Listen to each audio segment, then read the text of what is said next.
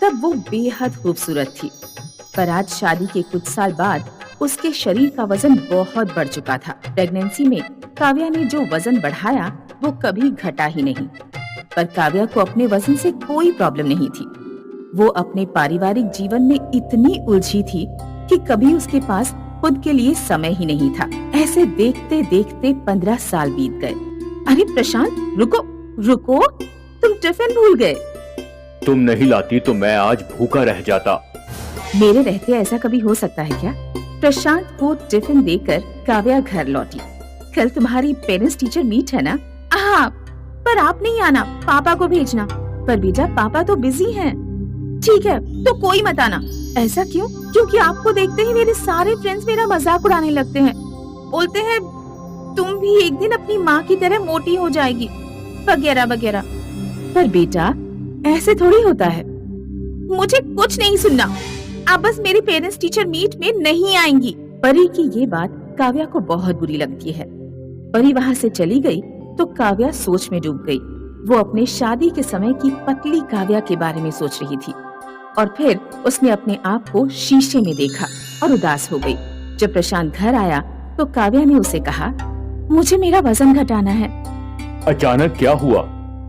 काव्या ने प्रशांत को परी के साथ सारी बातें बताई। उससे तुमसे ऐसी बात नहीं करनी चाहिए थी। पर उसकी बात भी तो सही है। मुझे देखो, मैं कितनी मोटी हो गई हूँ। जब शादी करके आई थी तब कैसी थी और अब कैसी हूँ। मुझे अब कैसे भी करके वजन घटाना है। ओके, तो क्या तुम्हें जिम वगैरह ज्वाइन करना है? मैं सोच रही थी, जब मैं पतली थी तो मैं रोज सुबह जॉगिंग करती थी। अगर वापस वैसे जॉगिंग स्टार्ट करूं तो शायद मेरा वजन घटने लगे। Great idea. मैं भी तुम्हारे साथ जॉगिंग के लिए जाऊंगा। पक्का? हाँ पक्का। अगले दिन से प्रशांत और काव्या साथ में जॉगिंग पर निकल पड़े। कुछ दूर चलकर ही काव्या थक चुकी थी। मुझसे और नहीं चला जा रहा। चलो उस बेंच पे बैठते हैं। काव्या और प्रशांत बेंच पर बैठ गए। काव्या ने पानी पिया।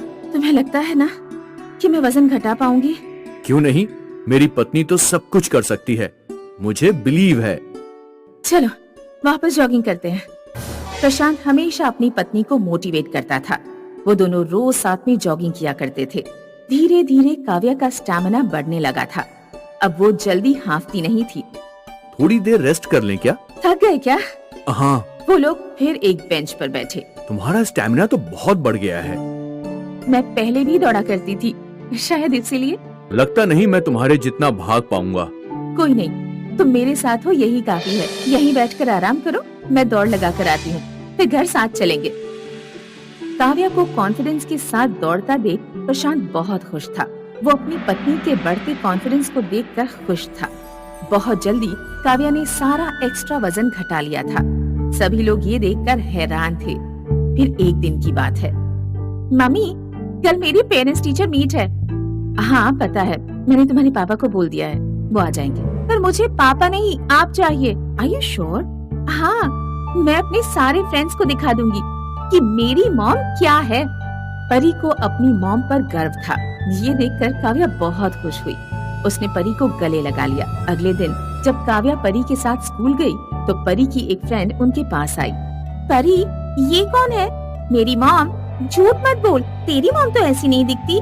वो तो मोटी। बेटा, मैं ही परी की मॉम हूँ। मैं मोटी थी पर अब नहीं हूँ। अब सॉरी आंटी।